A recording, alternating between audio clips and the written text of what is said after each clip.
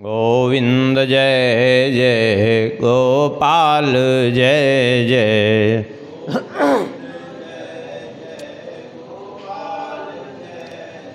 श्री राधा रमण हरि गोविंद जय जय।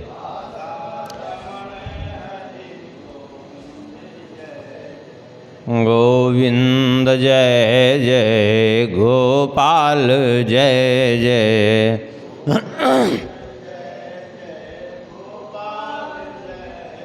श्री राधा रमण हरि गोविंद जय जय।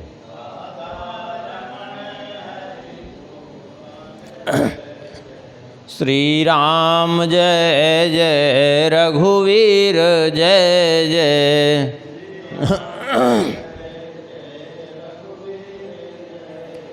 सीतारमण श्री रघुनाथ जय जय।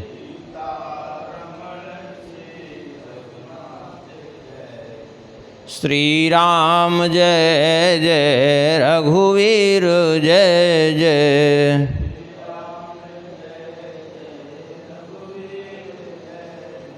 सीतारमण श्री रघुनाथ जय जय।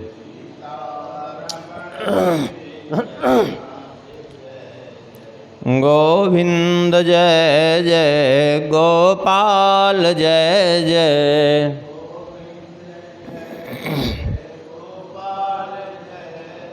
श्री राधा रमण हरि गोविंद जय जय।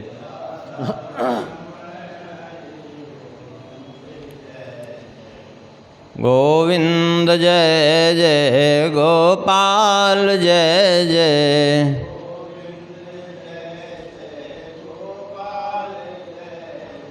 श्री राधा रमण हरि गोविंद जय जय।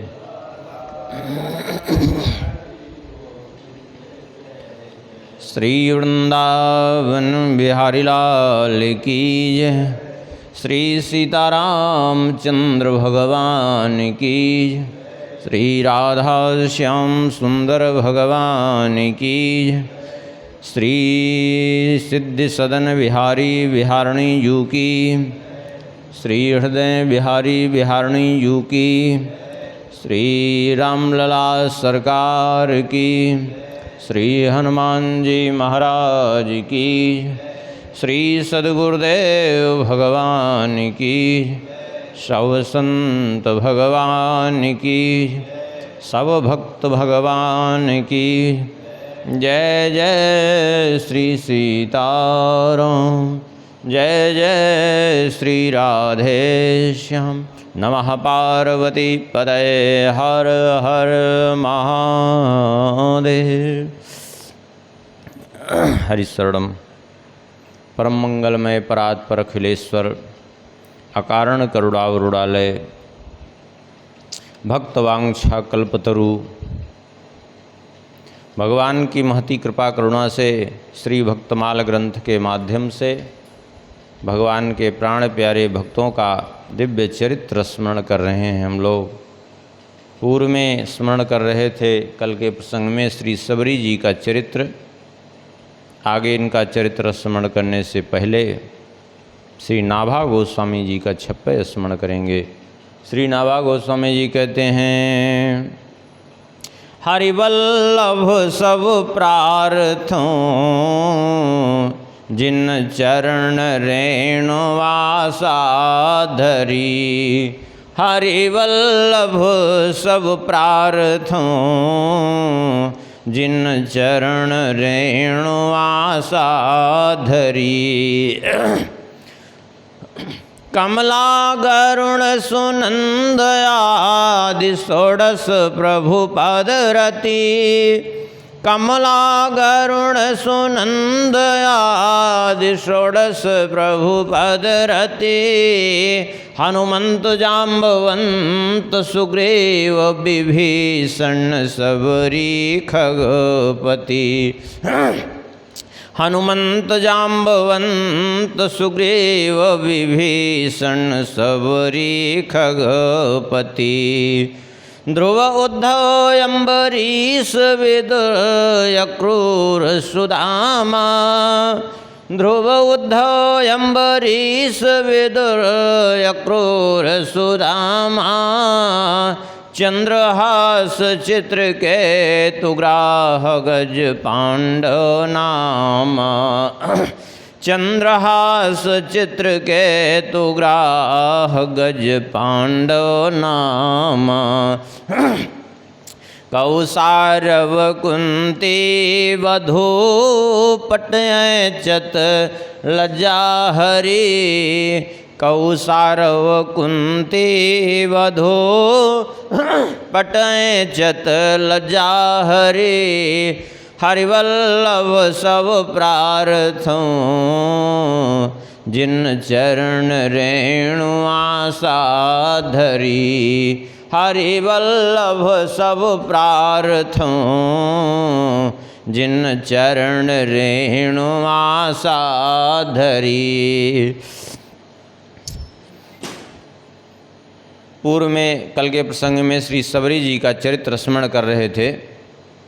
श्री प्रियादास जी वर्णन करते हैं, बन में रहती नाम सबरी कहत सब बन में रहते नाम सबरी कहत सब चाहत टहल साधो तन न्यूनताई है चाहत टहल साधु तन न्यूनताई है रजनी के शेष ऋषि आश्रम प्रवेश करी रजनी के शेष ऋषि आश्रम प्रवेश करी लकरीन बोझ धरी आवे मन भाई है लकरीन बोझ धरी आवे मन भाई है न्यायी वे कुमग झारी काकरनी बीन डारी न्याय वे कुमग झारी काकरनी बीन डारी बेगी उठी जाई ने को देत ना लखाई है बेगी उठी जाई ने को देत ना लखाई है उठत सवारे कहों उठत सवारे कहें कौन धो बुहारी गयो उठत सवारे कहें कौन धो बुहारी गयो भयो ही ये सोच को बड़ो सुखदाई है भयो ही ये सोच को बड़ो सुखदाई है। श्री नाभा गोस्वामी जी कहते हैं, वन में रहत नाम सबरी कहत सब। इसी की व्याख्या चल रही थी कल। सबरी जी वन में निवास कर रही थी। कल के प्रसंग में श्रवण कर चुके हैं कि किस प्रकार से घर छोड़ करके आई, वन में निवास करने लगी। क्यों? क्योंकि जो है स्वाभाविक रूप से वन में निवास करने से जितना संसार से दूर रहेंगे उतना ही जो है भजन में प्रवृत्ति होती है। क्यों? क्योंकि जितना भीड़ भाड़ जितना संसार रहेगा उतने उतने लोगों के स्वाभाविक रूप से जहाँ जितना लोगों का आना जाना रहता है लोगों के परमाणु प्रभावित करते हैं।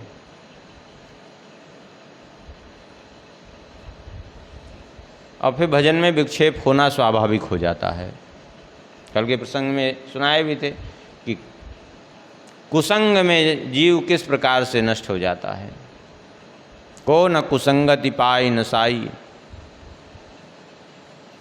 ये कुसंग इतना भयंकर होता है कि सत्संग की बात हो, सत्संग जैसे दिखते हुए भी ये ठीक विपरीत दिशा में ले जाता है। अब देखिए, जिस कपटी मुनि से प्रताप भानु की भेंट हुई थी वो भी बात तो अपनी जगह सब ठीक ही कह रहा था, बड़ी तपस्या की महिमा वर्णन कर रहा था, जो सब चीज़ की महिमा वर्णन कर रहा था। बात तो देखा जाए तो सब शास्त्रोचित ही कर रहा था, लेकिन फिर भी शास्त्रोचित बात करते हुए भी जिस राजा प्रताप भानु के हृदय में हृदयन कछु फल अनुसंधाना भूप विवेकी परम सुजाना,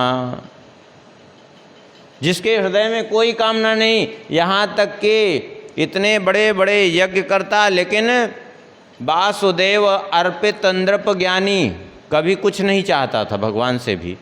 अब वो जो है उस कुसंग का प्रभाव देखिए, जबकि उसने बात सही ही सब कही थी, लेकिन फिर भी कुसंग देखिए उसका परमाणु प्रभावित किया कि जिसके हृदय में तनिक भी कामना नहीं थी, वो इतनी बड़ी कामना उदय हुई कि जरा मरण दुख रहित तन समर्जित जनि को, एक छत्र रिपुहीन मही राज कल्प सत होय। इतनी बड़ी कामना उदय हो गई कि नहीं। कभी बुढ़ापा ना आवे, कभी मृत्यु न होए, कभी वृद्धावस्था, कभी जो है कोई कष्ट न हो, और कोई शत्रु भी नहीं। एक छत्र रिपुहीन मही राज कल्प सत, वो भी 100 कल्पों तक राज्य, बताइए। और इतना ही नहीं, इतनी ज़्यादा बुद्धि खराब हो गई उस कुसंग में कि ब्राह्मणों की जिनकी तो वह पूजा करता था, उन्हीं को अपने बस में करने की चेष्टा करना चाहा, और केवल चेष्टा ही नहीं, उनको बस में करने के लिए स्वयं अपने ही कुलगुरु का अपहरण तक करवाना स्वीकार कर लिया। अब बताइए, और इतना अंधा हो गया उस मोह में कि इतना धर्मात्मा होते हुए भी उसने कहा तुम सम दीन दयालु निज हितु न देखूं को, तुम्हारे समान दीन दयालु को हो नहीं। एक बात बताएं, आजकल लोग झूठी प्रशंसा दूसरे की खूब करते हैं, अरे आप तो करुणा सिंधु हैं, कृपा सिंधु। ये सब केवल भगवान के लिए ही जो है घटित होते हैं, जीव के लिए कभी नहीं घटित होंगे, पक्की बात है। हाँ, थोड़ा बहुत किसी में करुणा कृपा हो सकती है, होती है भगवान की कृपा से, लेकिन करुणा सिंधु, कृपा सिंधु, ये सारे विशेषण एकमात्र भगवान में घटित होते हैं। चले चाहे भले ही किसी को जो है बुरा लगे, लेकिन सत्य यही है, एकमात्र भगवान में ही घटित हो सकते हैं, जीव में कभी नहीं घटित हो सकते हैं, चाहे जितना उच्च कोटि का हो जाए। लेकिन चापलूसी करने में लोग आ जाएंगे तो कह देंगे आप तो भगवानों से बढ़ कर के हैं। भगवान से बढ़ कर के कोई नहीं हो सकता, क्योंकि जीव जीव ही रहेगा, भगवान भगवान ही रहेंगे, जीव कभी भगवान नहीं हो सकता, सीधी बात है।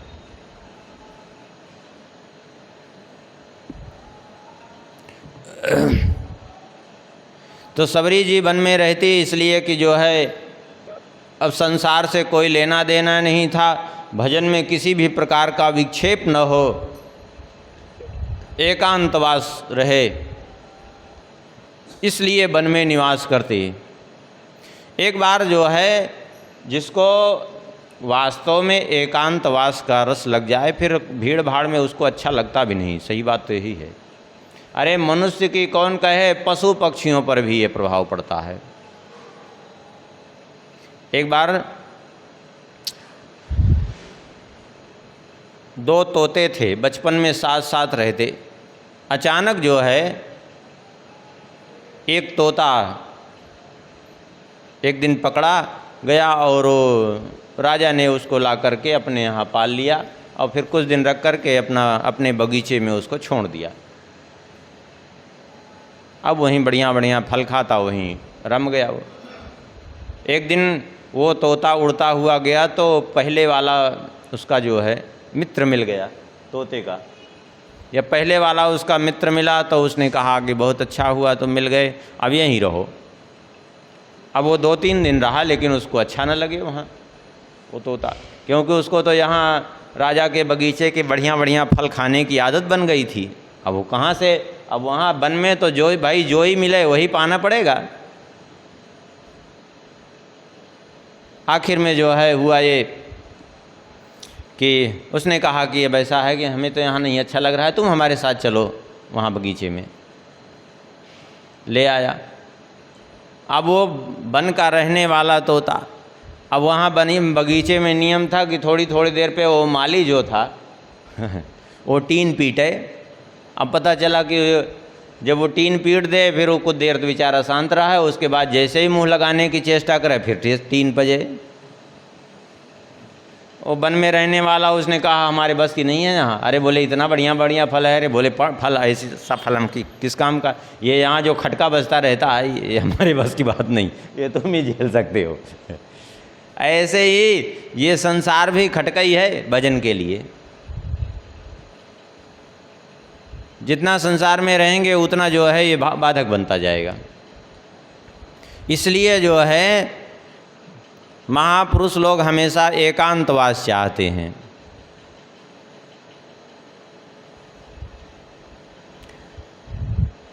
गोस्वामी जी भी कहते हैं जे जन रूखे विषय रस चिकने राम स्नेह। जो विषय रस से रूखे हैं, जे जन रूखे विषय रस चिकने राम स्नेह।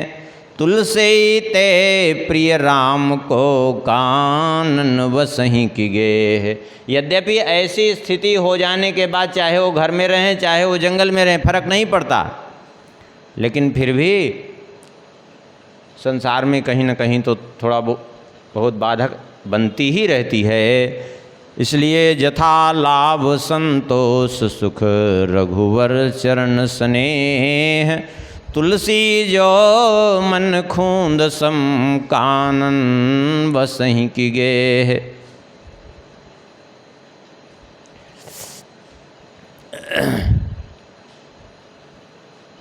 खूंद का तात्पर्य यहाँ कुछ लोगों को हो सकता है ना समझ में आ रहा हो। तुलसी जो मन खूंद सम, गोस्वामी जी के यहाँ कहने का तात्पर्य खूंद सम का, जैसे घोड़ा है, घोड़ा का एक स्वभाव होता है, वैसे उसको छोड़ दीजिए तो इधर उधर दौड़ेगा। अब अगर एक जगह उसको बांध दीजिए ना तब भी वो शांति से कभी नहीं बैठता, वहीं पर वो अपने पैर उछालता रहेगा, कूदता रहेगा। और वो उछलते कूदते कूदते वो वहाँ ऐसा जो है पूरा वो बन जाता है, इसीलिए उसको खूंद कहते हैं। तो सबरी जी एकांत में रहे, वहाँ जंगल में रहती, लेकिन सबरी जी की इच्छा रहती कि यहाँ मैं रह तो रही हूँ लेकिन करूँ क्या, कुछ ऐसा हो जाए कि कम से कम यहाँ वन में रह कर के संतों की सेवा बन जाती तो अच्छा था। इतने ऋषि महर्षि हैं लेकिन मैं इनकी सेवा नहीं कर पा रही हूँ। तो इच्छा एक रहती क्या, बोले चाहत टहल साधु तन न्यूनताई है।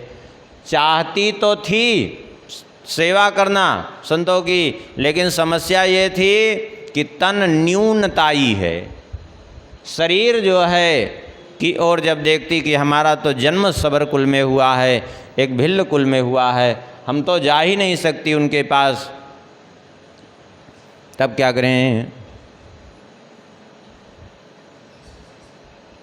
आजकल तो कोई कह दे तो आजकल झगड़ा तैयार हो जाता है, अरे उसको नीच कह दिया। नीच किसी को नहीं कहा जा रहा है, लेकिन सबके लिए एक अलग अलग मर्यादा स्थापित जो शास्त्रों में की गई है, उस मर्यादा के अनुसार चलेंगे तो ही कल्याण होगा। मर्यादा का अतिक्रमण करके किसी का भी कल्याण न तो हुआ है, न हो रहा है और न भविष्य में हो सकता है, ये बात पक्की है। हाँ, क्यों विचार करते तन न्यूनताई है, क्योंकि स्वाभाविक रूप से जे वर्णाधम तेल कुमारा सपच किरात कोल कलवारा, ये सब निम्न वर्ण में माने गए हैं। और विचार करते कि मैं अगर जाऊंगी सेवा के बहाने तो पता चला कि जो है हमारी छाया भी पड़ जाएगी, तो जा छाछ छुई ले ही सींचा, तो ऋषि मुनियों को स्नान करना पड़ेगा, हमारे जाने को कोई मतलब नहीं, क्या सेवा में करूंगी। ऐसे विचार करती, और लेकिन सेवा की बड़ी जो है लालसा रहती। तब क्या करें, और सबरी जी में तो और ज़्यादा दैन्यता। एक तो विचार करती कि मेरा जन्म अत्यंत निम्न कुल में हुआ है, दूसरी बात विचार करती कि उस पर भी मैं एक स्त्री हूँ। अधम जाति सबरी जो सितजड़ लोक वेदते न्यारी। एक तो सवर कुल में हमारा जन्म और दूसरे में एक स्त्री। महात्मा लोग वैसे भी स्त्रियों से दूर रहते हैं, तो इसलिए मैं क्या करूं। लेकिन अगर किसी की भावना सच्ची हो तो कहीं न कहीं वो सेवा ढूंढ ही लेता है। सबरी जी ने भी अपने करने योग्य सेवा ढूंढ ही ली। क्या सेवा करना प्रारंभ किया, बोले सबरी जी ने देखा कि प्रातः काल उठ करके 3-4 बजे के समय ही महात्मा लोग जाते हैं यहाँ से पंपा सरोवर स्नान करने के लिए। क्यों ना पंपा सरोवर जिस मार्ग से जाते हैं स्नान करने के लिए वो मार्ग ही साफ कर दिया करें, कम से कम कांटे तो नहीं गड़ेंगे, महात्माओं को कंकड़ तो नहीं गड़ेगा। ये विचार करके रात में ही मार्ग साफ कर देती, ऐसे उनका नियम बन गया। लेकिन इतने पर भी अभी संतोष नहीं था, तो क्या करती, बोले सबरी जी ने एक और उपाय निकाला। क्या, बोले लकरीन बोझ धरी आवे मान भाई है। दिन में लकड़ियाँ बीन करके इकट्ठा कर लेती, और जब रात हो जाती महात्मा लोग सो जाते तो वो लकड़ियों का गट्ठर ले जा करके महात्माओं के आश्रमों में उनकी कुटिया के समीप रख के चली आती। इसी तरह से सेवा करने लगी। अब सबको बड़ा आश्चर्य होता, ये आखिर कौन है। वहीं समीप में श्री मतंग मुनि का आश्रम था, ले जा कर के मतंग मुनि के यहाँ प्रतिदिन पहुँचा जाती और वहाँ झाड़ झोड़ देती मार्ग पूरा। इस प्रकार से चलने लगा। कहते न्यायी वे को मगझारी कांकरिन बीन डारी। बेगी उठी जाय ने कुदेत ना लखाई है। अर्धरात्रि में ही जाकर के मार्ग बुहार देती कि महात्मा लोग जाएं, उसके पहले ही साफ करके और मार्ग स्वच्छ कर देती कि किसी को कोई कंकड़ और कांटे आदि न गड़ें। इस तरह से उनका प्रतिदिन का कार्य हो गया। महात्मा लोग विचार करते कि आखिर में कौन है जो प्रातः काल नित्य मार्ग बुहार करके जाता है, और कौन है जो लकड़ियां यहाँ रख करके जाता है। उठत सवारे कहें कौन धों बुहारी गयो, ये कौन है झाड़ू लगा के जाता है। और भयो ये सोच को बड़ो सुखदाई है, कौन है जो इतना हम लोगों को सुख देना चाहता है। इस प्रकार से महात्माओं ने विचार किया। आखिर देखना तो चाहिए।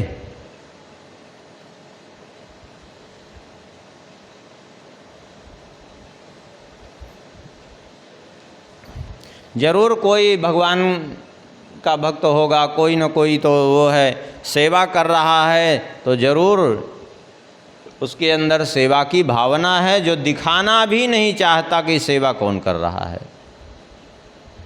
सही बात तो वही है कि पता भी न चले, सेवा किसी की हो जाए तो वही उत्तम सेवा होती है।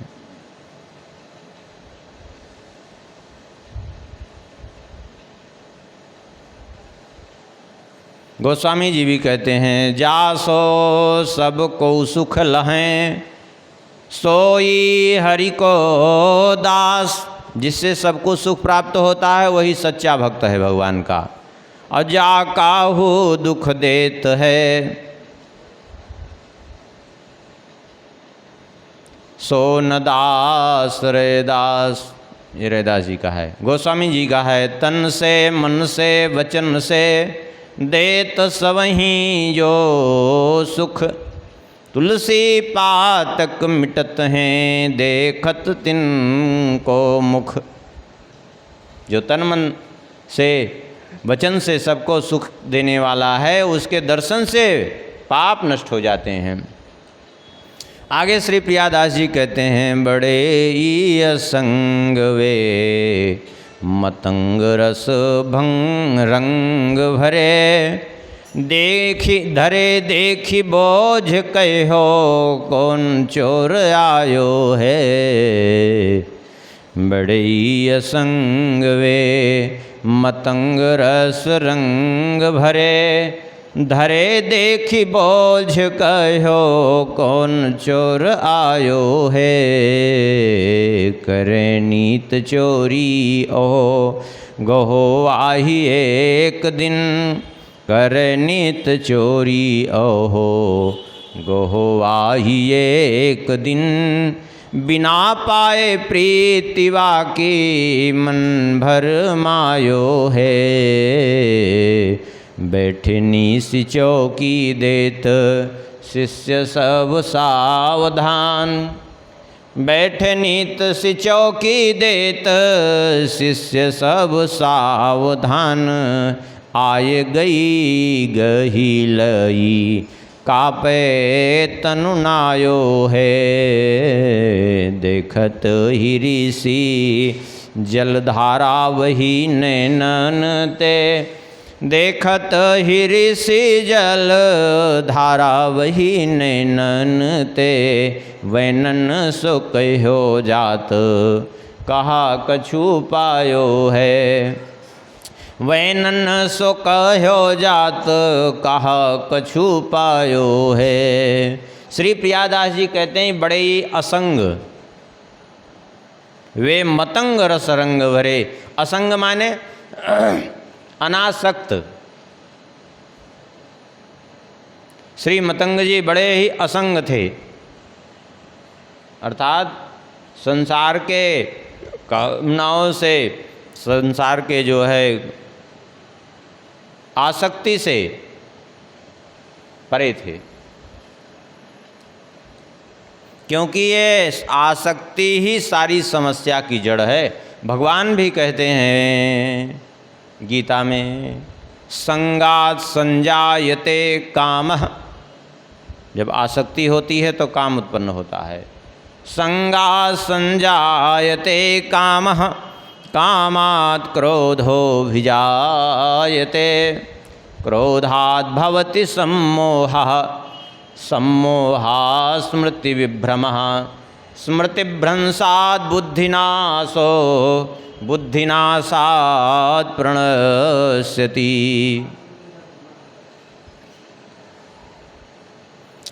संगात् संजायते कामः,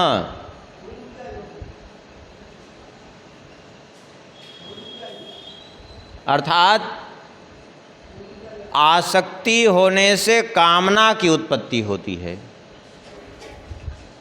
और कामात् क्रोधो विजायते, काम से क्रोध का उत्पन्न प्रादुर्भाव होता है।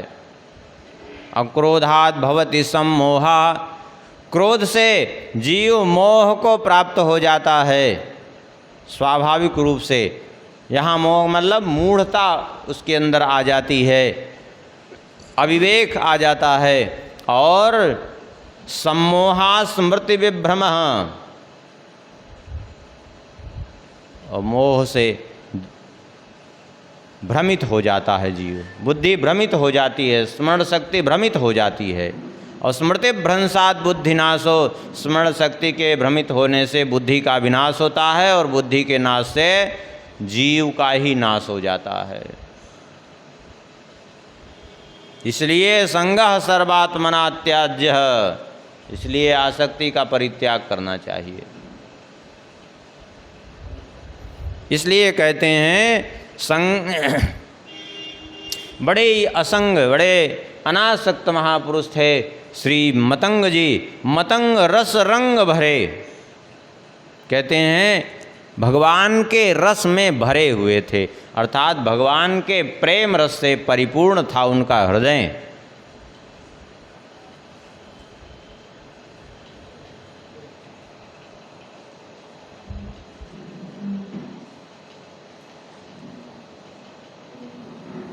धरे देखी बोझ कहो कौन चोर आयो है। श्री मतंग जी ने जब लकड़ियों का वह गट्ठर देखा, बोझ अर्थात गट्ठर लकड़ियों का, तो देख करके जो है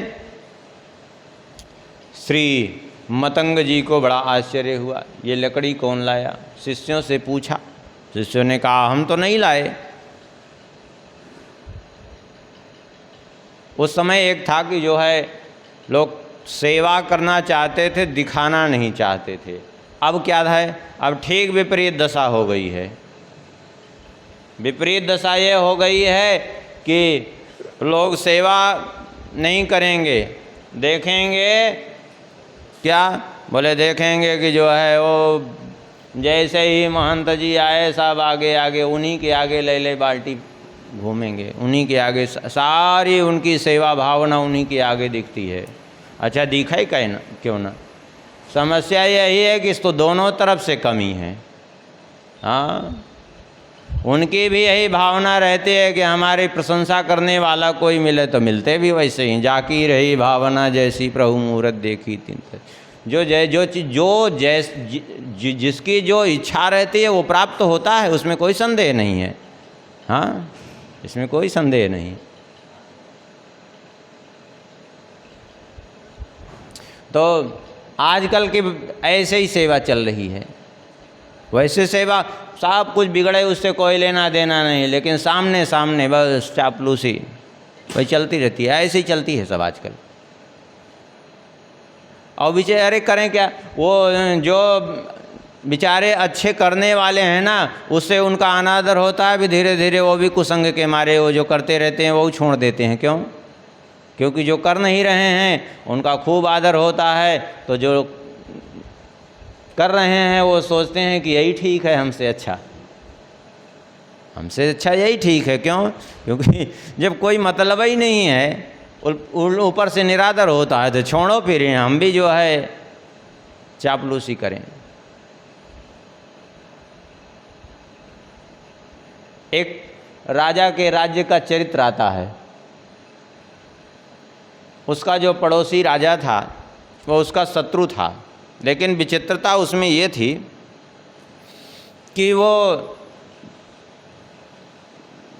उसकी अपेक्षा काफ़ी दुर्बल होने के कारण उसका कुछ बिगाड़ नहीं पाता था। तो उसने अपने कुछ आदमी नियुक्त किए। अब उन आदमियों ने जा करके उनके जो आसपास के राजा के सब काम करने वाले और आसपास कर्मचारी उनको समझाते, अरे तुम व्यर्थ में क्यों मेहनत करते हो, इससे अच्छा तो राजा की प्रशंसा करते तो मुहर लुटाते तुम्हारे सामने स्वर्ण मुद्राएं लुटाते। क्योंकि ऐसे ही होता है, राजाओं के सामने कोई जाके प्रशंसा करता है तो स्वर्ण मुद्राएं लुटाते हैं। अब धीरे धीरे ऐसे ऐसे प्रचार करके उन सब ने पूरे राज्य को ख़त्म कर दिया। वो माने वो खेती बाड़ी जो हो रही थी वो सब छोड़ करके दिन भर प्रशंसा कर रहे हैं राजा की। अब अपने आप राज्य कमज़ोर हो गया। ऐसे ही चल रहा है आजकल। क्यों? क्योंकि ये सब झूठी चापलूसी करने वाले एक नंबर के घुन हैं। हाँ, ये ऐसा खा जाते हैं कि पता ही नहीं चलता उसको।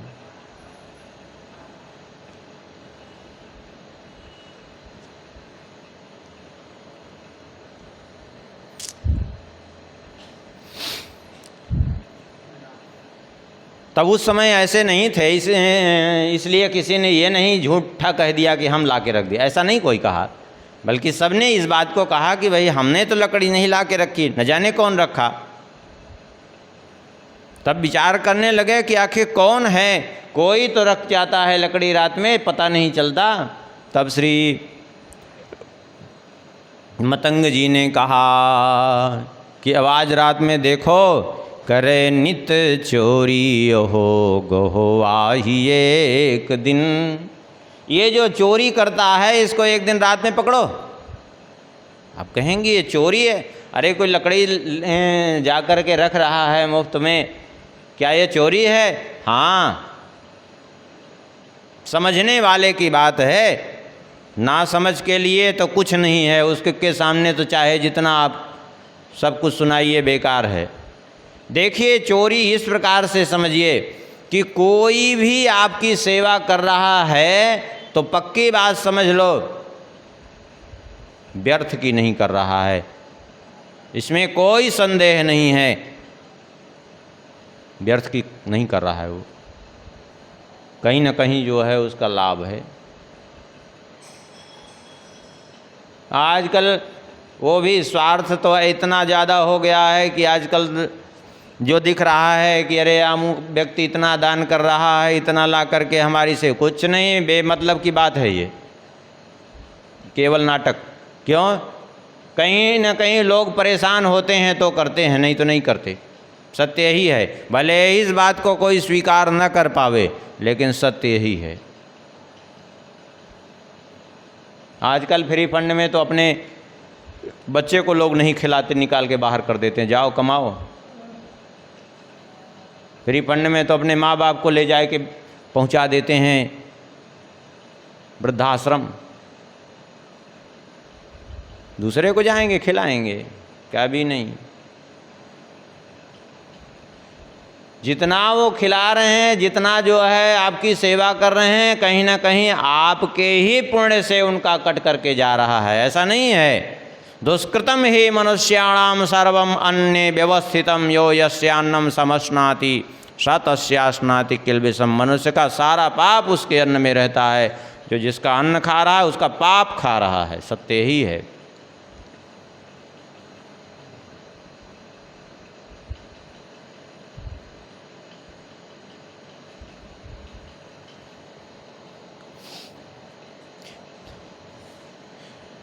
इसलिए कहा कि कोई आ रहा है, सेवा कर रहा है, तो इसका मतलब जो है क्या कर रहा है? बोले हमारे तप की चोरी कर रहा है, हमारे पुण्य की चोरी कर रहा है। क्यों? क्योंकि जो भी सेवा कर रहा है उसको स्वाभाविक रूप से आपके ही पुण्य से कट करके मिलेगा, उसको सहज में मिल जाएगा। ऐसे नहीं कि किसी से सेवा ले लिए और कोई उसको लाभ नहीं, ऐसा कुछ होता नहीं है। स्वाभाविक रूप से जो है आपके चाहने न चाहने से नहीं, किसी से सेवा ले रहे हैं तो उसको अपना पुण्य देना ही पड़ेगा।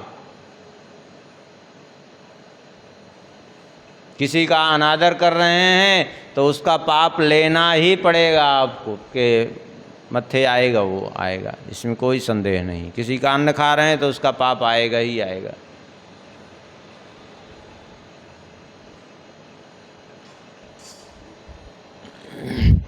आजकल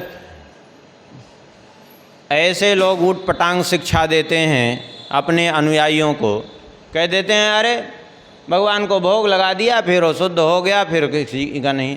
अरे भगवान को भोग लगा दिया, फिर जिसने भंडारा किया उसको क्या लाभ मिलेगा? अरे मिलेगा, कहाँ से मिलेगा? बोले जिस हेतु से किया है उसका फल कटा आपके उसमें जुड़ा। मान लिया किसी हेतु से उसने किया, तो जिस हेतु से किया उस हेतु को पूर्ण होने में जो उसका प्रारब्ध प्रतिबंधक बन रहा था, उस प्रतिबंधक को क्षीण करने के लिए जिसने खाया उसका पुण्य जाएगा, उसमें कटेगा। ऐसा नहीं होगा कि जो है फ्री फंड में खा लिया, हो गया, आलू पूड़ी खाए मस्त रहे, कभी नहीं ऐसा होगा। इसलिए बहुत सोच समझ से वो करने की ज़रूरत है।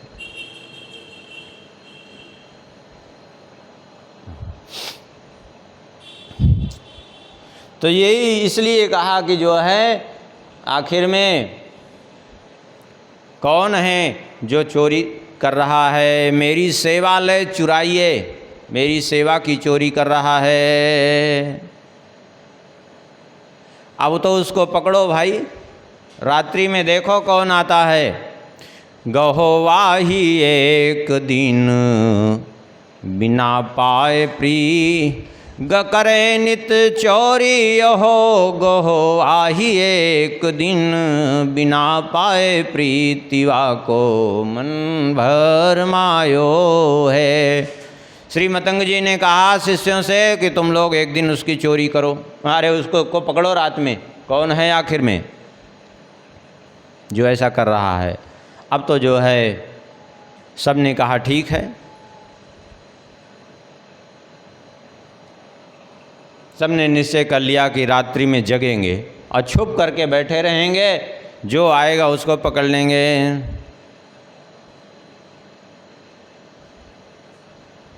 गोस्वामी जी भी एक जगह बहुत बढ़िया बात विनय पत्रिका में अपने कहते हैं, कोई भी क्यों न हो, भगवान के अतिरिक्त सभी स्वार्थी, सब स्वार्थी असुर सुर नर मुनि, कौन देत बिनु पाए, सभी स्वार्थरत हैं।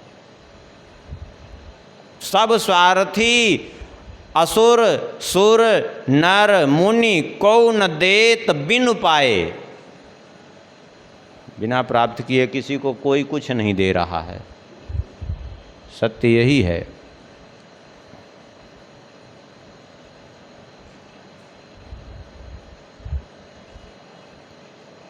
स्वार्थ लाग करें सब प्रीति, सुर नर मुनि सबकी यह रीति। तो क्या सभी जो है ऐसे हैं? बोले हैं, जो बिना हेतु के प्रीति करने वाले, बिना हेतु के किसी का कल्याण करने वाले, वो कौन हैं? बोले हेतु रहित जुग जग उपकारी। दो हैं ऐसे हेतु रहित।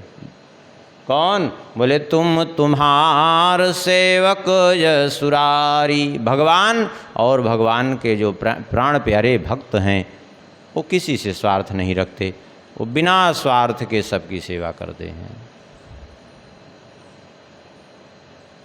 उनको कुछ नहीं चाहिए। सब रात्रि में जो है बैठे हुए थे, छुप छुप करके वे सब उसी समय बैठे, नीस चौकी देत शिष्य सब सावधान। आई गई गही लई, कांपे तनु नायो है। सबरी जी लकड़ी लेकर के अपने सिर पर रखे हुए लकड़ी का बोझ रात्रि में आई, जैसे ही लकड़ी वहाँ भूमि पर रखा, वैसे ही उस शिष्यों ने दौड़ करके पकड़ लिया सबरी जी को। हाँ, क्योंकि सब सावधान थे तो पकड़ लिया। अब तो सबरी जी तो थरथर कांपने लगी, अब क्या करें? देखत ही ऋषि जल धारा वही नैनन ते, ले जा करके श्री मतंग जी के सामने उपस्थित किया। मतंग जी ने जैसे ही देखा, श्री मतंग जी के नेत्र भर आए। इनकी भावना को देख करके मतंग जी के नेत्र सजल हो गए। और वैनन सो कहो जात, कहा कछु पायो है।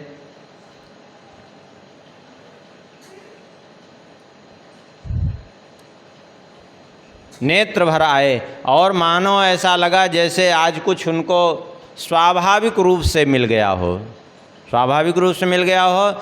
माने मतंग जी ने विचार किया कि ऐसा निस्वार्थ भाव से सेवा करने वाला व्यक्ति कोई हो, बड़ा भाग्यवान है, भगवान की बड़ी कृपा है। ऐसे लोग कहाँ मिलते हैं जल्दी। सबरी जी तो थरथर काँप रही थी। मतंग जी ने उनको आश्वस्त किया, बोले तुम चिंता मत करो, तुम्हें रोने की धोने की ज़रूरत नहीं, तुम्हें डरने की भी ज़रूरत नहीं।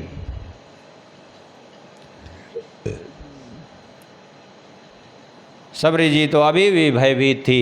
मतंग जी ने उनको समझाया, डीठी हो न सोही होत, मानितन गोत छोत, परी जाए सोच सोत, कैसे कह निकारिये, भक्ति को प्रताप ऋषि जानत निपटनी के, कईयो कोटि विप्रताई आपे भारी डारिये, दियो वास आश्रम में श्रवण में नाम दियो, कियो सुनी रोस सवे कीनी पाति नारिये, सबरी सो कहो तुम राम दर्शन करो, मैं तो परलोक जात आज्ञा प्रभु पारिये।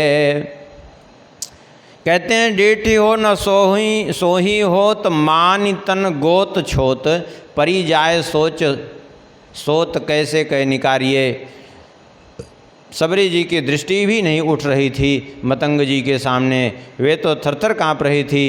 मतंग जी समझ गए कि अपने को ये अछूत समझ करके, अपवित्र समझ करके ये अत्यंत दुखी हो रही है, भयभीत है। श्री मतंग जी ने आश्वासन दिया, चिंता मत करो। क्यों आश्वासन दिया? बोले भक्ति को प्रताप ऋषि जानत निपटनी के, भक्ति के प्रभाव को जानते थे श्री मतंग जी। और जो भक्त है कईयों कोटि विप्रताई जापे वार डारिये, चाहे नीच कुल का ही क्यों न हो, लेकिन यदि भक्ति कर रहा है तो करोड़ों करोड़ों ब्राह्मणता उस पर न्यौछावर कर दे। केवल झूठा अभिमान रखने से कुछ नहीं होता। श्री प्रहलाद जी भी इस बात को कहते हैं, विप्राद षड्गुण युतादरविंद नाभ, पादारविंद विमुखाच्वपचम वरिष्ठम, मन्ने तदर्पित मनो वचने हितार्थ प्राणम, पुनातिशकुलम न तु भूरिमानः।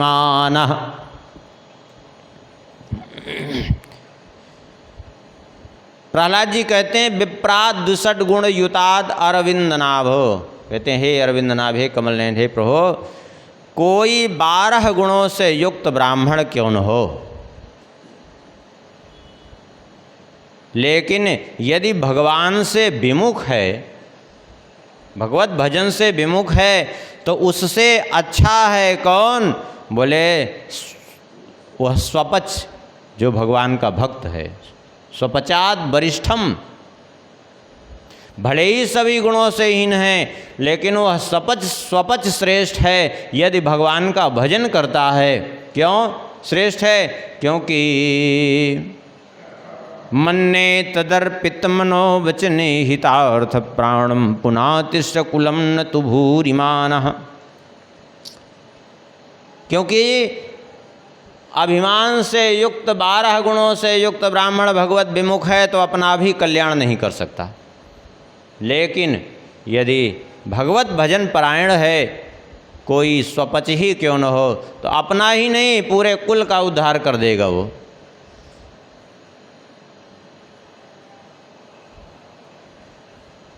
इस बात को स्वयं भगवान भी कहते हैं, भक्तिवंत अति नीचौ प्राणी, मोहि प्राण प्रिय असी माम बानी, भगतिहीन बिरंच किन होई, सब जीवों सम प्रिय मोहि सोई। भक्ति से युक्त है तो अत्यंत नीच प्राणी ही क्यों न हो, भगवान कहते हैं मुझे प्रिय है, लेकिन भक्ति से हीन ब्रह्मा ही क्यों न हो, समस्त जीवों के समान ही मुझे प्रिय हैं, समस्त जीवों जैसे वैसे ब्रह्मा जी।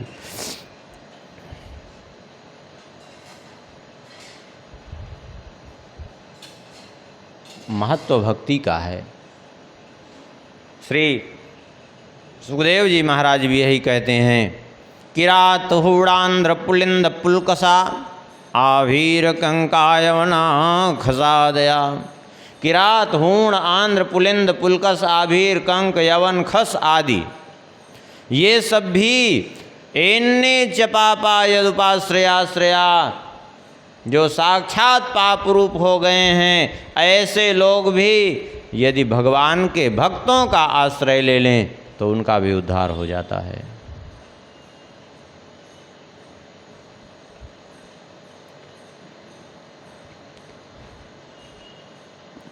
क्यों?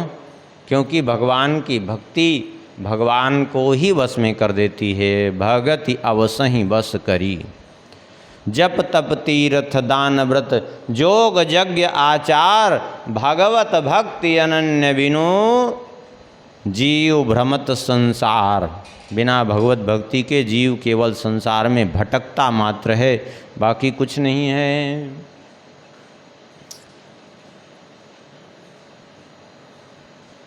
इसलिए भक्ति सभी कर सकते हैं, लेकिन फिर भी एक बात कह देते हैं, सुन लीजिए। अब भक्ति पर सभी का अधिकार है, लेकिन सभी के लिए भक्ति का जो विधान है वो उसी ढंग से चलें। तो अपने अपने भक्ति पर सबका अधिकार है, ये बात बार बार शास्त्रों में कही गई, लेकिन फिर भी अपने वर्णाश्रम धर्म से यदि विमुख होकर के उसका अतिक्रमण करके चलेंगे तो वो भक्ति ही उत्पात देने वाली हो जाएगी। पक्की बात है, वो भक्ति ही उत्पाताद्यैव कल्पते, उत्पात को जन्म देने वाली हो जाएगी। इसलिए अपने वर्णाश्रम धर्म से विमुख होकर के नहीं, वर्णाश्रम धर्म का अतिक्रमण करके नहीं। भक्ति बहुतों ने की, भगवान ने किसी को जो है वो उसकी उस पर नहीं देखा। व्याधस्याचरणं ध्रुवस्य च वयो विद्या गजेन्द्रस्य क्या कुब्जाया किं नाम रूपमधिकं किं तत्सुदाम्नो धनं वंशः को विदुरस्य यादवपतेरुग्रस्य किं पौरुषं भक्त्या तुष्यति केवलं न च गुणै भक्तिप्रियो माधवा। यदि भगवान किसी का कुल देखते, आचरण देखते तो व्याधस्याचरणम, व्याध ने कौन सा बढ़िया आचरण किया था। यहाँ व्याध से दो अर्थ भी निकल सकता है। वाल्मीकि जी भी पहले व्याध रूप में, और व्याध भगवान को ही उसने बाण मारा, लेकिन आचरण तो उसने कितना निंदित किया था, लेकिन फिर भी भगवान ने अपने धाम को भेजा। ध्रुव जी यदि भगवान आयु को देखते, आयु से प्राप्त होते, तो ध्रुव जी की अवस्था क्या थी जब प्राप्त हुए भगवान। यदि विद्या भगवान को प्रसन्न करने में पर्याप्त होती तो विद्या गजेंद्रस्य का, गजेंद्र को कितनी बढ़िया शिक्षा मिले थे, कुछ नहीं, कुछ जानता ही नहीं था वो। यदि भगवान रूप पर प्रसन्न होते तो कुब्जाया किम रूप नाम रूपम अधिकम, कुब्जा कुबड़ी,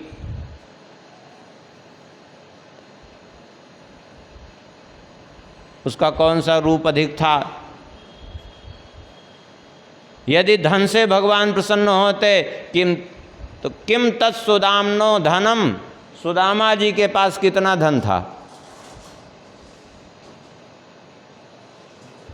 आजकल लोग सोचते हैं हम बड़ा धन से प्रसन्न। आजकल जो है मंदिरों में एक व्यवसाय लोग बना लिए, क्या पैसा दो अंदर सीधा गर्भगृह में जाओ और भगवान के पैर छुओ। अच्छा, वो लोग सोचते हैं कि हम पर बड़ी कृपा हो गई। गए मंदिर में, बढ़िया जो है पुजारी जी ने आदरपूर्वक बुलाया, मंदिर में घुसाया और जो है वो हमको प्रसाद दिया, माला पहनाई और ठाकुर जी के पट वस्त्र जो है हमको पहना दिए और अभिमान में चले आए। हम वो अभिमान लेके आए, भगवान की कृपा नहीं लेके आए, समझ लीजिए। वो भगवान की कृपा नहीं हुई थी, वो पैसे की कृपा हुई थी जो वहाँ तक पहुँचाई। वो पैसे का प्रभाव था, वो भगवान की कृपा नहीं समझिएगा उसको।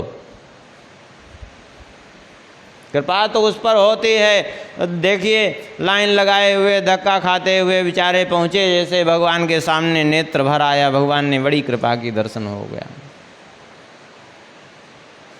और वे दैन्यता लिए हुए जाते हैं, अभिमान लिए हुए नहीं, दैन्यता लिए हुए वहाँ से निकलते हैं कि भीड़ तो बहुत थी भैया, लेकिन भगवान की कृपा रही कि वो अपने सामने बुला के दर्शन दे दिए। ऐसी मन में दैन्यता उनके उदय होती है। और जो पैसा के बल पर जाते हैं वहाँ भगवान के द्वार से भी अभिमान लेके जाते हैं। आप देख लीजिए, चाहे ना विश्वास हो स्वयं करके देख लीजिए, ये अभिमान लेके जाते हैं कि नहीं लेके जाते।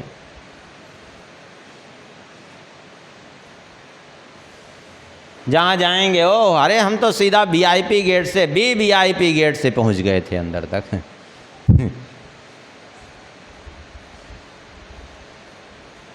ये सब नाटक भगवान को बिल्कुल प्रिय नहीं है।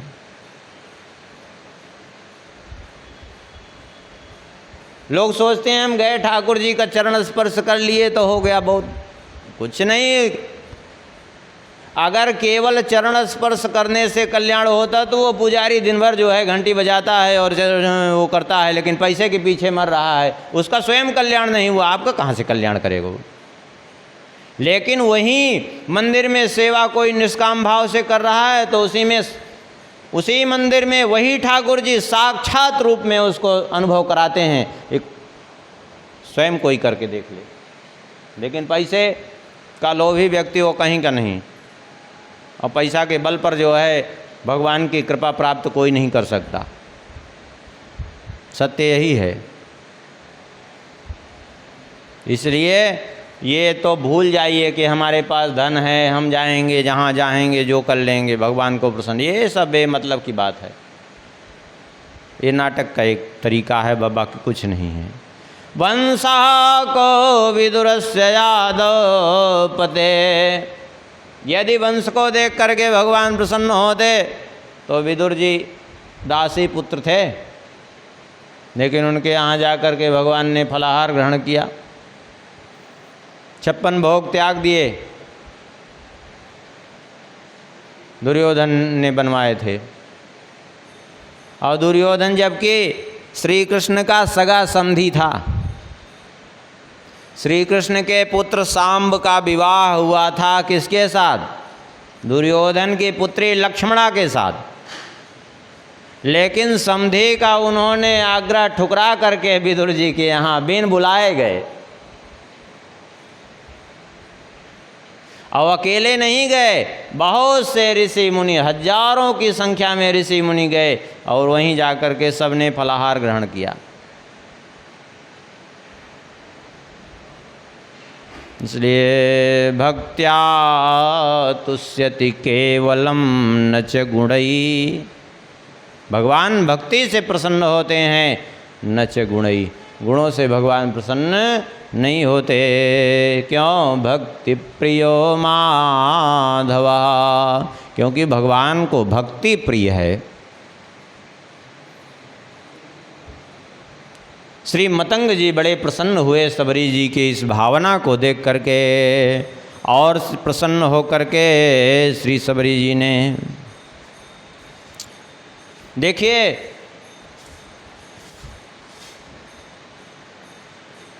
कहीं भी शास्त्रों में अथवा महापुरुषों ने कहीं भी भेदभाव नहीं किया, लेकिन आज ये दुनिया भर के जो उठाईगीर नेता पैदा हो गए, इन लोगों ने अपने वोट की राजनीति में ऐसा भेदभाव डाल दिया कि आज जितने निम्न वर्ण के लोग हो गए हैं वो सब जो है भगवान के विरोधी उनको बना दिया। सब में आपस में फूट डाल दी, भगवान के विरोधी बन गए।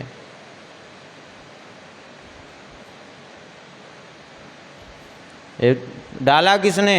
इन्हीं नेताओं ने डाला, केवल अपने वोट की राजनीति और अपनी जेब भरने के लिए। और जनता ही को लूट भर रहे हैं, लेकिन जनता ये है लूटने को तैयार है, मार खाने के लिए तैयार है, मार खाएगी, लूटेगी, उन्हीं से लुटवाएगी और अपना सत्यानाश करेगी, लोग पर लोग बिगाड़ेगी।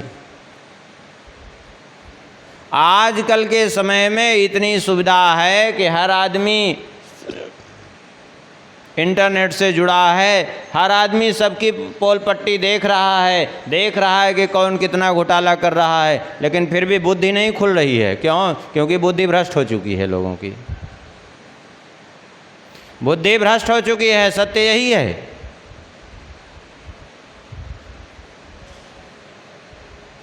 और ये सुधरने वाले भी नहीं हैं। जब आदमी की बुद्धि विपरीत हो जाती है तो उसका अर्थ एक ही होता है कि उसका विनाश काल आ गया है, क्योंकि विनाश काले विपरीत बुद्धि, ये स्वाभाविक होता ही है।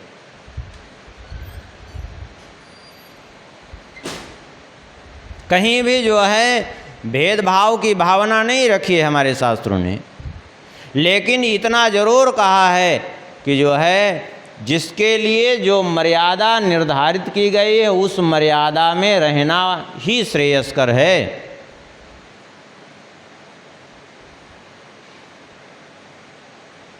बृहन्नारदीय पुराण में भी एक जगह कहते हैं, चांडालोपि मुनिश्रेष्ठ हरि विष्णु भक्तो द्विजाधिका विष्णु भक्ति विहीनस्य द्विजोपि स्वपचाधिकः। वो चांडाल भी श्रेष्ठ है, ब्राह्मण से भी अधिक जो भगवान का भक्त है, और भगवत भक्ति से विमुख कोई ब्राह्मण ही क्यों न हो, वो स्वपच से भी ज़्यादा गया गुजरा है। वो गोस्वामी जी भी कहते हैं, तुलसी भगत सुपच भलो जपै रैन दिन राम। स्वपच ही क्यों न हो, लेकिन जो है वो श्रेष्ठ है भक्त जो भक्ति कर रहा है। तुलसी भगत सुपच भलो जपै रैन दिन राम। ऊंचो कुल के ही काम को जहान हरि को नाम।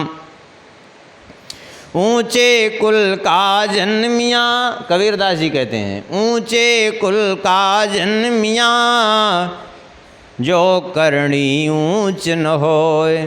सोवन कलश सुरा भरा साधु निंदा सोय। श्री हरिराम व्यास जी भी कहते हैं, व्यास कुलीन निकोटि मिले साधो पंडित लाख 25। स्वपच भक्त रे दास पर तुले न तिनको शीस। हाँ। व्यास बड़ाई छोड़ के हरि चरण नित जो चित जोर। एक भक्त रे दास पर बारों बाभन कोरी। इसलिए महत्व ये नहीं था कि सबरी जी किस कुल में उत्पन्न हुई थी, महत्व ये था कि इनके हृदय में भक्ति भावना थी। इसलिए श्री मतंग जी ने क्या किया, बोले दियो वास आश्रम में श्रवण में नाम दियो। दियो वास आश्रम में श्रवण में नाम दियो। कियो सुनी रोस सवे कीनी पाति न्यारिये। कियो सुनी रोस सवे कीनी पाति न्यारिये। श्री मतंग जी ने इनको अपने आश्रम में निवास स्थान दे दिया और श्रवण में नाम दियो, भगवान का नाम इनके कानों में सुना दिया। देखिए शास्त्र ये भी विधान करता है किसके लिए मंत्र दीक्षा का विधान है, किसके लिए नाम केवल सुनाने का विधान है, ये भी एक शास्त्रीय मर्यादा है। तो उसी मर्यादा का पालन करते हुए कहते हैं श्रवण में नाम दियो, कानों में जो है भगवान का नाम श्री राम नाम सुना दिया। बोले बस इसी नाम का जप करते रहो।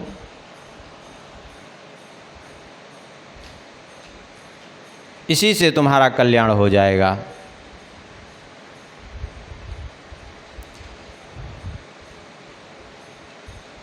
अब तो जो है जब इस प्रकार से इनको नाम दे दिया और अर्थात नाम की दीक्षा दे दी और अपने आश्रम में रख लिया शिष्या के रूप में स्वीकार करके, अब वहाँ ऋषियों में आपस में जो है बात हुई, कहने लगी ये तो अनुचित कर दिया इन्होंने। मतंग जी से कुछ ऋषि मुनि जो निवास करने वाले थे आसपास के, वो रुष्ट हो गए। कहते हैं कियो सुनिरोस सवय कीनी पात न्यारिये, इनको अपनी पंक्ति से अलग कर दिया श्री मतंग जी को, इनको अपनी पंक्ति से अलग कर दिया। लेकिन श्री मतंग जी ने उसकी चिंता भी नहीं की। क्यों? क्योंकि ये महत्व नहीं है कि किसने पंक्ति से अलग कर दिया, किसने क्या किया, ये महत्व नहीं है। हजारों यदि विमुख हों तो ऐसे व्यक्ति, ऐसे से एक भक्त श्रेष्ठ है, वो पास में रहे तो ठीक है। हजारों मूर्खों से एक बुद्धिमान पास में रहे तो ठीक है। मूर्ख सेवक अच्छा नहीं है, बुद्धिमान शत्रु भी अच्छा है। क्यों? क्योंकि बुद्धिमान शत्रु है तो वो भी अपने शत्रुता से भी शिक्षा आपको प्रदान करेगा, लेकिन मूर्ख सेवक है तो आपकी सेवा करते हुए भी आपको भी नष्ट कर देगा। इनको भले ही अलग कर दिया, लेकिन इन्होंने जो है सबरी को अपने आश्रम से निष्कासित नहीं किया, अलग नहीं किया।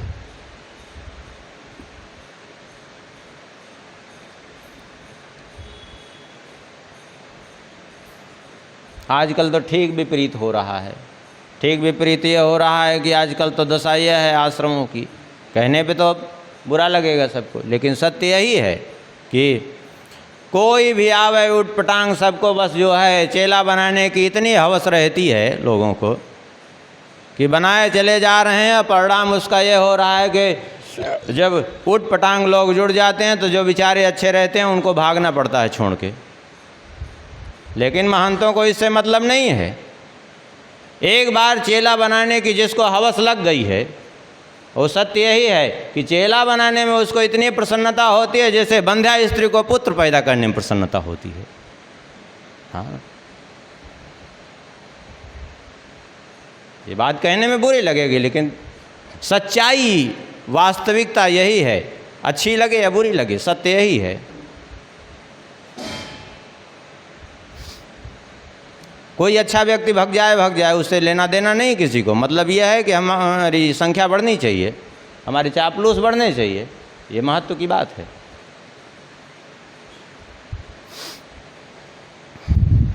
लेकिन यहाँ एक भक्त के लिए सबसे बिलगाव हो गया, लेकिन फिर भी भक्त का परित्याग इन्होंने नहीं किया और आश्रम में उसको निवास दिया। बोले चिंता मत करो तुम, सबरी सो कहो तुम राम दर्शन करो, मैं तो परलोक जात आज्ञा प्रभु पारिये। सबरी जी से एक दिन, कुछ दिन का समय बीता था। एक दिन श्री मतंग जी ने कहा कि सबरी से कि देवी हमारे तो जाने का समय हो गया है, परम धाम जाने का हमारा समय हो गया है, क्योंकि धराधाम पर रहने का हमारा समय समाप्त हो चुका है। सबरी जी बड़ी दुखी हुई, आपके बिना मेरा जीवन तो व्यर्थ हो जाएगा, यहाँ तो लोग और नहीं रहने दें। बोले तुम चिंता मत करो, तुम यहीं रहो, कोई दिक्कत नहीं है, तुम तो केवल भजन करो बस। तुम्हें तो श्री राम जी का दर्शन प्राप्त होगा, और एक बार जब श्री राम जी तुम्हारे पास आ जाएंगे तो ये जो आज विरोधी हैं ना, यही तुम्हारा गुणगान भी करेंगे।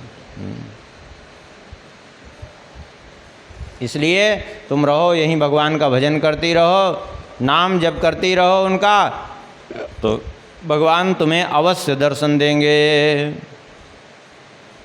तब से सबरी जी जो है भगवान की प्रतीक्षा कर रही थी। अब इसमें तमाम तरह की बातें भी लोग कहते हैं कि कोई कहता है 10,000 वर्ष प्रतीक्षा की, कोई कहता है 20,000 वर्ष, कोई कुछ नहीं। देखिए मतंग जी का परम धाम गमन कब हुआ, तब से प्रतीक्षा कर रही थी सबरी जी, क्योंकि जाते समय बता करके गए थे कि श्री राम जी आएंगे। कब परम धाम गमन हुआ मतंग जी का? जब श्री राम जी चित्रकूट पहुँचे थे, विराजमान हो गए थे चित्रकूट में, तब इनका परम धाम गमन हुआ है मतंग जी का। ये इस बात का प्रमाण है कि मतंग जी का परम धाम गमन हुआ है। उस समय श्री राम जी चित्रकूट में कामदगिरी में निवास कर रहे थे, मंदाकिनी जी के तट पर, तभी परम धाम गमन हुआ है, उसके पहले नहीं। और तब से सबरी जी नित्य जो है विचार करती और कह कर के गए थे कि श्री राम जी चित्रकूट तक आ गए हैं, तुम्हारे पास अवश्य आएंगे। तब से सबरी जी विचार करते कि न जाने कब आ जाएं चित्रकूट से यहाँ तक। तो रोज़ जो है झाड़ू लगाती, रोज़ साफ सफाई करती और रोज़ जो है पुष्प लाती, रोज़ फल लाती कि न जाने कब श्री राम जी आ जाएं। उनकी सेवा के लिए हमें तैयार रहना चाहिए।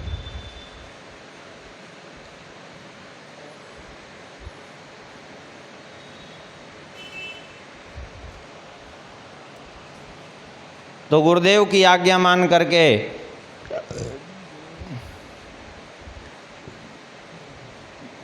श्री राम जी की ये प्रतीक्षा करती रही और इधर मतंग जी का परम धाम गमन हो गया। अब सबरी जी भजन में अपना प्रवृत्त रही। अब आगे और भी सबरी जी के जीवन की कुछ घटनाएं हैं, उनको आगे कल के प्रसंग में स्मरण कर लेंगे। तब तक नाम महिमा का स्मरण